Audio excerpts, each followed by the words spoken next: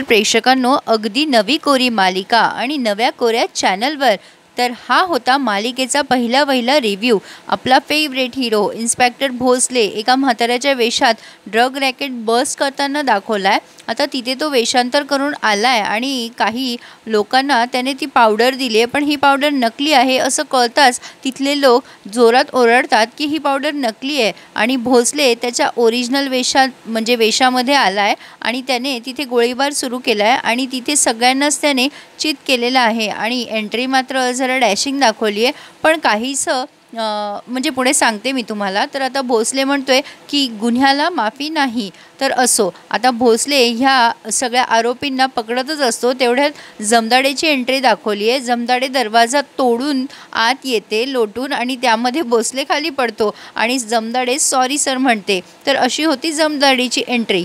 तर असो, आता तिथे काही मुली ओलीस ठेवल्यात त्या लोकांनी आणि त्या मुलींना ते विकणार असतात, पण भोसले त्या मुलींचा जीव वाचवतो आणि त्यांना सुखरूप दवाखान्यात पोहोचवा असं सांगतोय।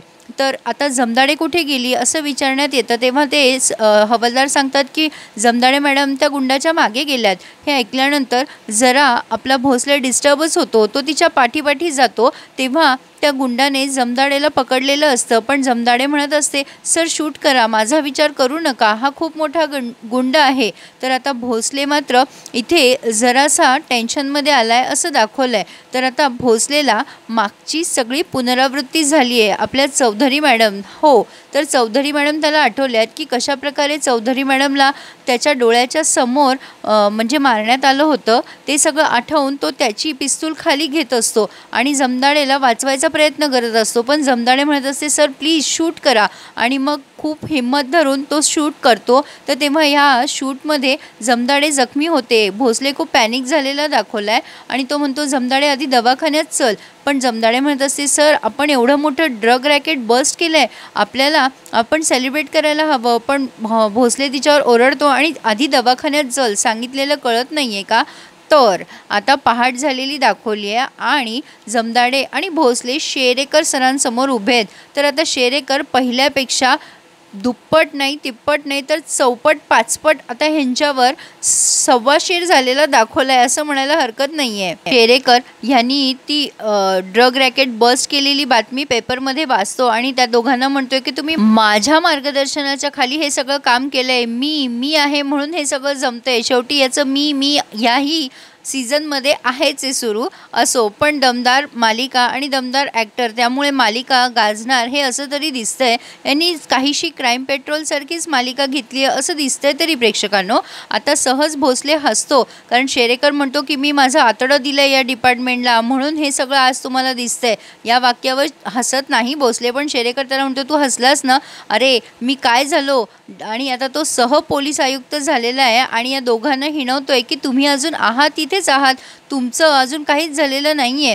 जमदाडे तू ह्याच्या विरुद्ध ॲक्शन घे, मी याची ठासतो, चल कर कंप्लेंट की ह्याच्यामुळे तुला जखम झाली आहे म्हणून। तर आता जमदाडे म्हणते नाही सर। तेव्हा शेरेकर म्हणतो बघ तुझ्यावरचा अंधविश्वास आहे म्हणून, पण तुझ्यामुळेच तुझी सिनियर गेली आणि आता ज्युनियरसुद्धा। तर तो आता पुन्हा एकदा भोसलेला मॅन्युप्लेट करताना दाखवलाय। आता जमदाडे बाहेर जातीये, हे दोघंही बाहेर निघून जातात, पण जमदाडे वैतागत असते आणि म्हणत असते त्या मोराचा कोथळा बाहेर काढावा असा वाटतो मला, पण भोसले म्हणतो जाऊ दे ग, ड्युटीवर असं चालत नाही, माझं चुकलं। जमदाडे म्हणते सर तुमचं काही चुकलेलं नाहीये, पण आता विषय बदलायचा म्हणून जमदाडे म्हणते सर मला गाडी घ्यायची आहे, माझ्या नवऱ्याला सांगा ना तुम्ही कुठली गाडी बेस्ट राहील। तेव्हा भोसले चिडतो तिच्यावर आणि म्हणतो तुला कळतं तरी का काही गाडीमधलं किती गिअर असतात, काय असतात वगैरे वगैरे।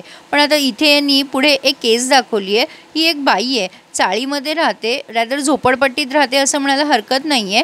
तर ती आता संध्याकाळच्या वेळेला एक सावली दिसते आणि ती कोणाला तरी सांगत असते की जा माझ्या नवऱ्याची याची वेळ झाली आहे, आणि हा अय्या दाखवला आहे स्वामी आणि अय्यर आहे कोणीतरी, तो म्हणत असतो की मी सरबत वाटतो, कुठल्या तरी भाईचा वाढदिवस आहे त्या वस्तीमध्ये आणि हे सरबत वाटतात। तर आता ह्या बाईचा नवरा घरी आलेला दाखवला आहे दारू पिऊन आणि तो पडतो खाली आणि रक्त दिसतं आणि बॉडी दिसते त्याला, त्यामुळे तो घाबरतो। तर आता दुसऱ्या क्षणाला आपले जमदाडे आणि भोसले त्या वस्तीमध्ये आलेले आहेत आणि ही वस्ती कुठली काय ही चौकशी सुरू आहे भोसलेची। आणि आता हा बोर्ड जो आहे तो अनधिकृत आहे म्हणून भोसले तिला सांगतोय जमदाडेला तो काढून टाक। तर असो, भोसले आणि जमदाडे आत आलेत आणि त्यांनी डेड बॉडी बघितली आहे त्या बाईची आणि आता फॉरेन्सिक लॅबला सुद्धा बोलवण्यात येते. आता जमदाडे सांगते की नवरा तिथे आला आणि दारूच्या नशेत असल्यामुळे त्याला काही कळलं नाही. आता त्या बाईचा मुलगा मोबाईलवर व्यस्त असतो. भोसले त्याच्याशी बोलायचा प्रयत्न करतो, पण तो भोसलेवर अक्षरशः चिडतो. ए भाई चल बाजूला हो, पोलीस आहे म्हणून गपचूप बसतोय. आता भोसले त्याला सांगायला जातो, अरे बाबा तुझ्या आईचं असं झालंय, तुला काही, तर तो भोसलेवर वसकन वसकतो. आता ह्या बाया चर्चा करतात आजूबाजूच्या शेजारी पाजारी की हा मुलगा असाच आहे, मोबाईलमध्येच गुंतलेला असतो. आता सहज हा आपला भोसले त्या मोबाईलमध्ये डोकावून बघतो, तर त्यामध्ये किलर मंग्या असं लिहिलेलं असतं. तर हा मुलगा म्हणतो ते माझे युजर नेम आहे. आता ह्या नावाचं खूपच म्हणजे नवल वाटतंय भोसलेला. तर आता पहाट झालेली दाखवली आहे आणि जमदाडे अपडेट्स देत असते पुढचे की काय काय झालं आहे, काय काय करायचे वगैरे. आता भोसले म्हणतो, तो मुलगा तू बघितलास जमदाडे, तो मोबाईल खेळत होता, त्याच्या आईचं असं झालं. जमदाडे म्हणते सर लहान आहे पोरगं, त्याला काय कळतं. तेव्हा भोसले म्हणतो, अगं जमदाडे, अक्कल आणि वय याचं कॉम्बिनेशन नसतं, सुविचार क्रमांक 17. तरी जमदाडे म्हणते सर ते पोर लहान आहे. तेव्हा भोसले म्हणतो लहान आहे, अगं किलर मंग्या हे नाव त्याला कसं सुचलं, हे नाव कोणी आणि कसं कुठे काय आहे ह्याचा शोध लाव. तर असो, ह्या बाईची अंत्ययात्रा सुरू आहे आणि तो मुलगा अजूनही मोबाईलवर खेळतोय असं दाखवलं आहे आणि भोसले त्याला ऑब्झर्व करत असतो आणि अचानक खेळता खेळता तो जोरात ओरडतो, यस मारला मी, पुढे गेलो ना भाई नेक्स्ट लेवलला, असं तो भोसलेकडे बघून बोलतोय. आणि भोसले विचारातच पडलाय की नेमकं हे प्रकरण तरी काय आहे. तर प्रेक्षकांनो, कुतूहल तर आहेच आणि मोबाईलमध्ये मुलं एवढी गुंगलेली असतात हेही आपल्याला दिसतंय, पण बरीचशी आता पॅरेंट्स अलर्ट झाली आहे, पण काही ठिकाणी सुद्धा हे सत्र सुरूच आहे.